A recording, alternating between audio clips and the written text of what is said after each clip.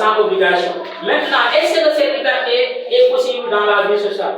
Comme on a dit, la vie sociale, c'est de faire ce qui ne dépasse pas les normes, mais ce qui ne dépasse pas les normes. Dans la vie sociale, la liberté serait de faire tout ce que l'on veut, de dire tout ce que l'on pense, tout en respectant, tout en obéissant, tout en se soumettant aux lois établies par la société. Mais la liberté dans son vrai sens, c'est de faire tout ce que l'on veut et de dire tout ce que l'on pense, sans contrainte, sans obligation, sans obstacle, sans loi, sans règle et sans normes sociales.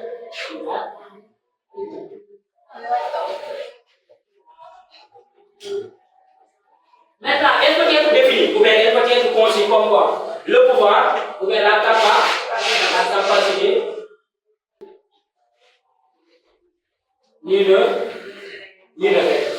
Maintenant, si on dit sans obligation, une obligation est immédiatement liée à une loi.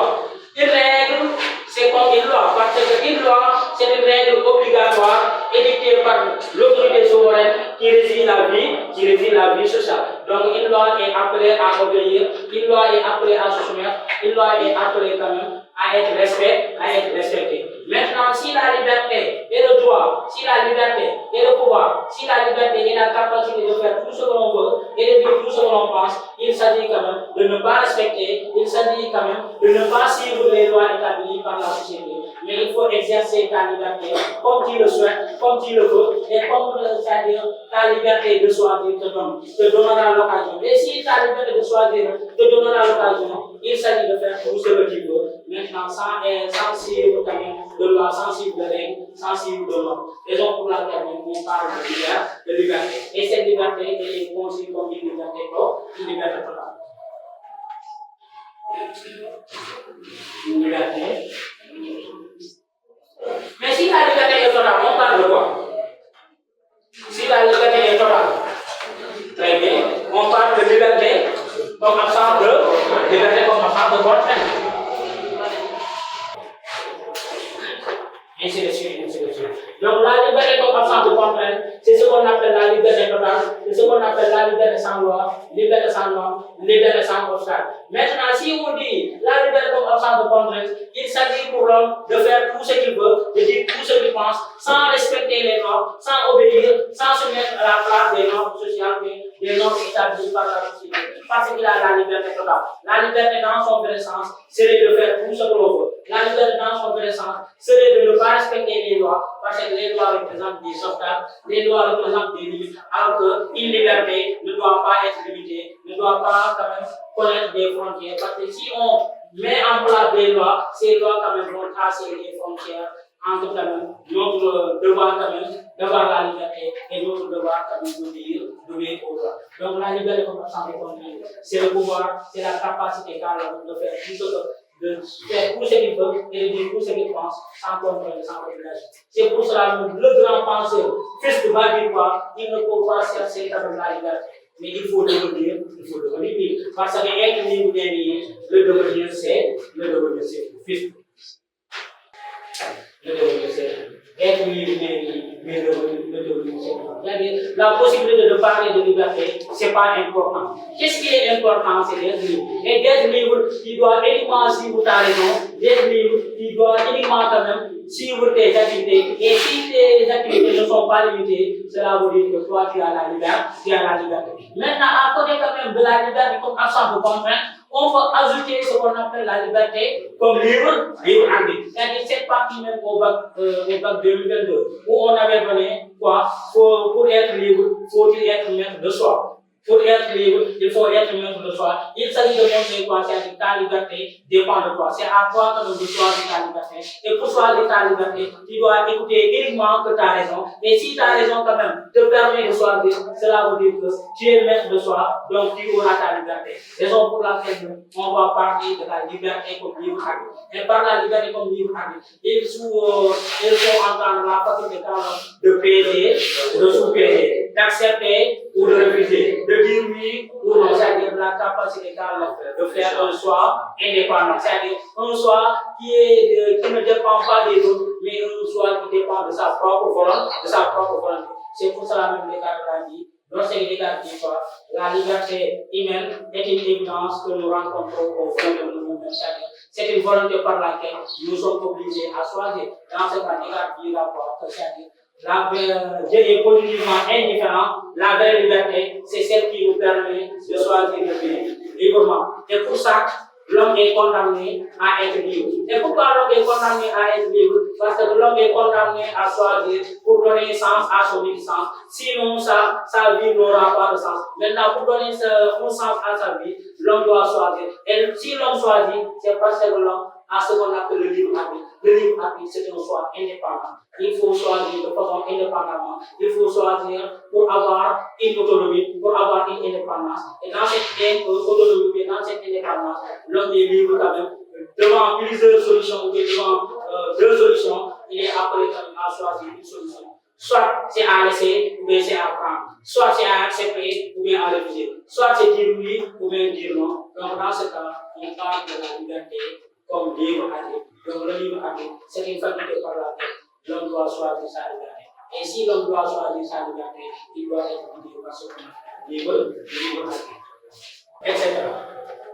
Maintenant, si devant plusieurs solutions, l'homme est capable de choisir, soit il dit oui ou non, soit il accepte ou il n'accepte pas, soit il fait ou il ne peut pas se faire, c'est parce que l'homme a ce qu'on appelle la raison. C'est-à-dire, par la raison, l'homme peut être libre. Par la raison, c'est-à-dire, on est libre de choisir de notre propre volonté. Et si on choisit de notre propre volonté, on est en train de suivre une liberté comme libre arbitre. Dans nos sujets, où on dit quoi, sujet bac, il dit quoi? Pour être libre, il faut être maître de soi. Ou bien, est-ce que la raison nous rend-elle? La raison nous rend-elle libre?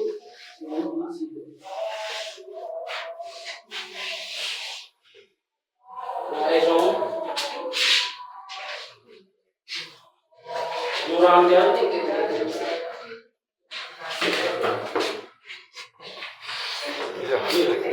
La raison nous rend-elle libre? Pas de validation. La raison nous rend libre. La raison nous rend-elle libre? La raison nous rend libre.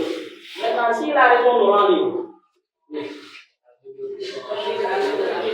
la liberté, pourquoi le libre arbitre? Parce que c'est à notre raison quand même de choisir à notre place. Et si notre raison choisit à notre place, c'est parce que nous avons le libre arbitre. Et par le libre arbitre, il s'agit de choisir pour donner sens à son existence. Donc dans la tête, il s'agit de montrer quoi? La raison nous rend libre. Et si la raison nous rend libre, c'est parce que nous avons le libre arbitre. Et le libre arbitre, c'est comme une faculté entraînée par la raison, mais entraînée par notre propre destin.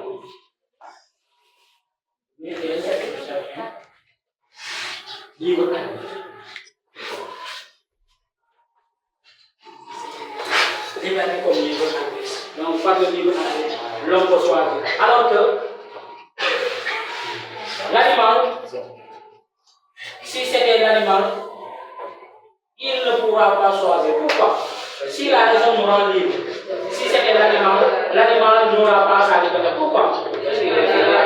Parce que l'animal n'a pas la raison, il est guidé par l'instinct. Et si l'animal est guidé par l'instinct, est-ce qu'il peut choisir sa liberté? Il ne pourra pas choisir sa liberté parce que l'animal suit des comportements automatiques et spontanés. Raison pour laquelle il y avait un philosophe qui nom de Burnham. Le philosophe Burnham nous donne un exemple pertinent pour vous montrer que la liberté n'est pas possible avec les animaux, mais la liberté n'est possible qu'avec les êtres humains. Raison pour laquelle il va imaginer ça dans son œuvre. Burnham va donner un âne qui a complètement faim et complètement soif. Et si l'âne a faim et soif, devant un bol de foin, il est incapable de choisir parce qu'il est en train d'hésiter. Soit il va choisir le bol de foin, ou bien il va choisir le seau d'eau. Incapable de choisir devant le bol de foin et le seau d'eau, il se laisse mourir de faim et de soif parce qu'il n'a pas le libre arbitre. Alors que si c'était l'homme, il a le libre arbitre, il aura quand même la capacité de choisir d'abord le bol de foin et après le seau d'eau. Maintenant, c'est lui quand même qui choisit, qui voit quand même un bol de tiède ou bien un pot. Vous allez choisir, pas le choisir. pour choisir l'homme donc on a dara ko ne balaa moo naan dafa war a lekk ceeb bi ba pare léegi bu xam ne am fu taxaw waaye boo naanee ndox ceeb bi bu ñëwee fan lay taxaw du am fu taxaw da ngay lekk ceeb bi ba pare pour ndox bi ñëwee am fu mu taxaw raison pour laquelle prudent va dire quoi le libre arbitre n'est possible que c'est l'être humain. Cet exemple il est tellement pertinent quand même de montrer que la liberté n'est possible que c'est l'être humain. Donc l'homme a la capacité d'être libre par sa raison, d'être libre par son esprit, d'être libre en faisant un choix indépendant. Donc dans laquelle on convoque quel auteur Prudent, on va convoquer Prudent.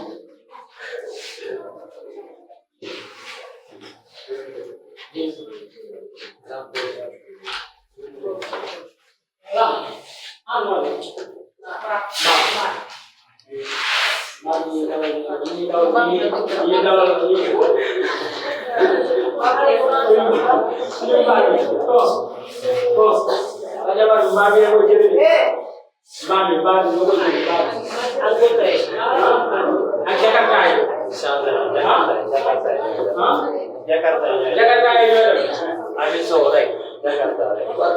On a dit à complètement fait. Cortez Jakarta. Matsepa biasa ko. Cortez.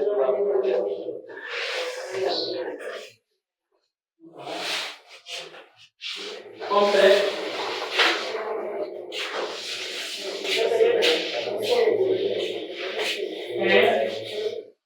Et deux.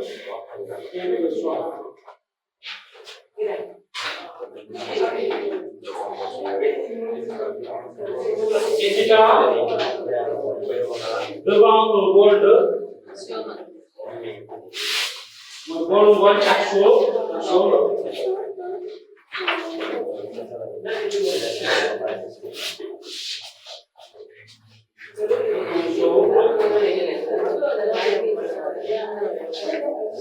Incapable de choisir, il se laisse mourir de faim et de soif parce qu'il n'a pas le libre arbitre. S'il avait le libre arbitre, il va choisir d'abord le bol de faim ou bien le chaudron, ou bien il choisit le chaudron après le bol de faim. Donc dans cela, l'homme est libre grâce à sa raison, l'homme est libre grâce à son libre arbitre. Maintenant, l'idée de libre arbitre a été justifiée même par un penseur comme Jean-Paul Sartre.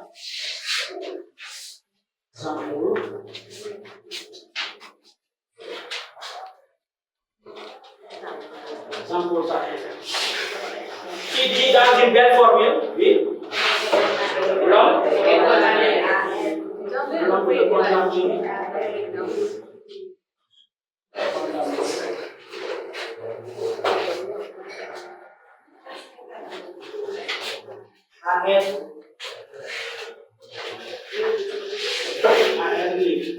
L'homme est condamné à être libre. Cela veut dire